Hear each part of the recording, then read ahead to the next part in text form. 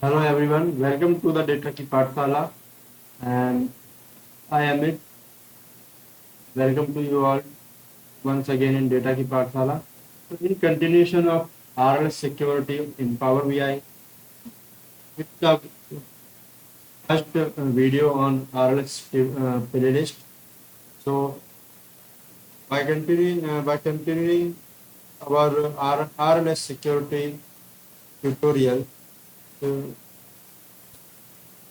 so let me tell you that what is the RLS and what its significance and why we use RLS in Power BI and the concept of row level security or RLS, why it is crucial for data security purpose in Power BI. So let me move to the Power BI desktop application.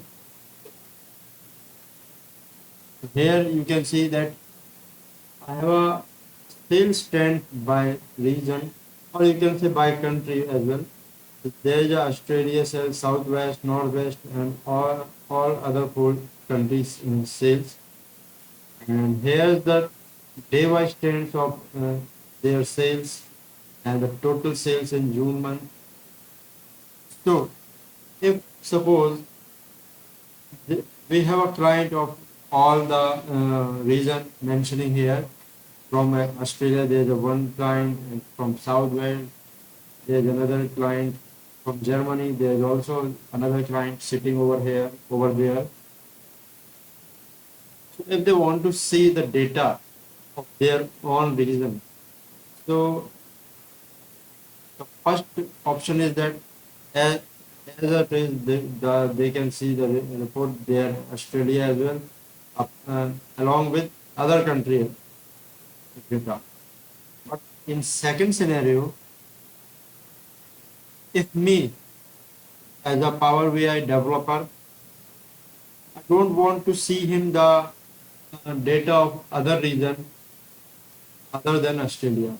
The client sitting over Australia don't want to see the data other than Australia. So in this case, what can I do? It may be he may be use slicer option here, but the slicer will not work as good as, because by filter out the slicer, the data will be opt out for Germany, Canada, and other country also. There is the case where we refer the RLS security.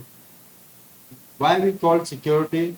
Because it's a data security that there is no sense the client sitting over Australia to see the data of Canada and see the data of Germany.